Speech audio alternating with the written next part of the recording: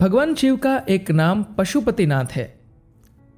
सद्गुरु बताते हैं कि यह नाम इसलिए दिया गया क्योंकि उन्होंने पशुपत से पशुपति होने की यात्रा पूरी की थी। जानते हैं विस्तार से। नेपाल में एक मंदिर है जिसे पशुपतिनाथ का मंदिर कहा जाता है। इसे शिव की ज्ञान प्राप्ति के स्मारक के रूप में बनाया गया था। वे पशुपत थे, जिसका अर्थ है सभी जानवरों की मिलीजुली अभिव्यक्ति, जो कि आप भी है। विकासवाद के आधुनिक सिद्धांत के अनुसार भी आप सभी जानवरों की मिलीजुली अभिव्यक्ति है। विकास के क्रम में इतने अधिक जटिल परिवर्तन हुए हैं कि एक कोशिकीय जीवों से आज हम जैसे इंसान बने बैठे हैं। अगर आप आज भी इस शरीर में गहरे तक अंदर जाकर देखें तो आप पाएंगे कि जीवन की जो बुनियादी संरचना हमारे आपके भीतर है, ठीक वैसी ही संरचना एक बैक्टीरिया यानी जीवाणु में भी है। हाल में हुए अध्ययनों ने ऐसी जबरदस्त बात बताई है जो बहुत सारे लोगों को हजम नहीं होंगी। हालांकि योग में यह बात हमेशा से कही गई है।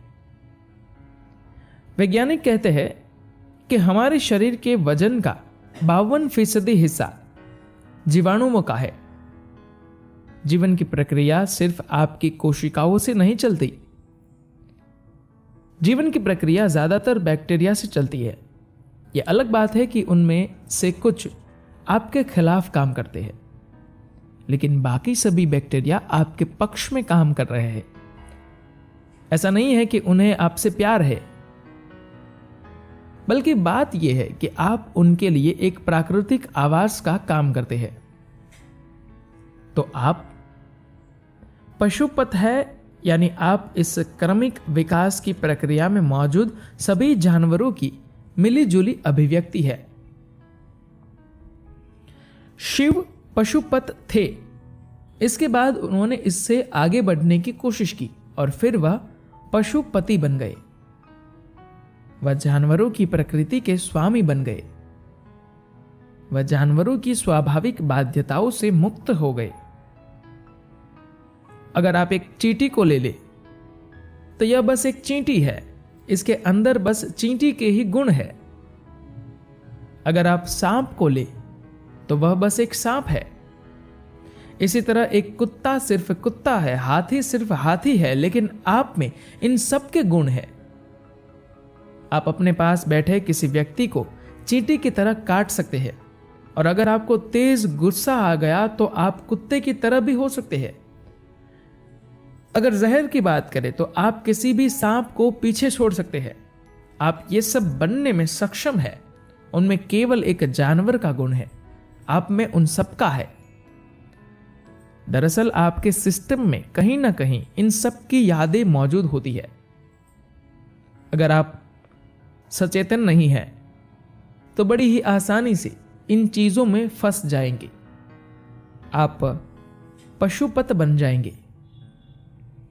आप पशुपत तो है, लेकिन अगर आप जागरूक होने की चेष्टा करें तो आप उस पार्श्विक स्वभाव से ऊपर उठ सकते हैं जो आपकी यादों में समाई हुई है और आपको नियंत्रित कर रही है।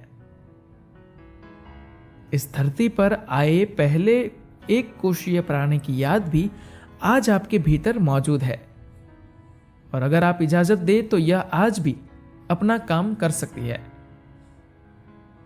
तो आध्यात्मिक प्रक्रिया ऐसी ही बाध्यताओं से परे जाने का नाम है, जिससे कि आपका अतीत आपको नियंत्रित न करे, आपका अस्तित्व एक पूरी तरह से नई घटना हो, वरना तो आप बस एक मिलीजुली अभिव्यक्ति है। क्रमिक विकास को अगर आप कुछ इस तरह से देखते हैं कि यह जीवन को सरलता से जटिलता की ओर बढ़ाने वाली प्रक्रिया है, तो निश्चित रूप से हम सबसे ज्यादा जटिल जीवन तंत्र है।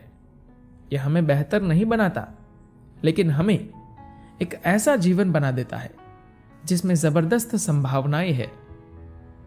संभावना और वास्तविकता के बीच एक दूरी है। अगर हम उस दूरी को अभी तक पार नहीं कर पाए हैं तो हम एक जानवर की तरह ही है। धन्यवाद।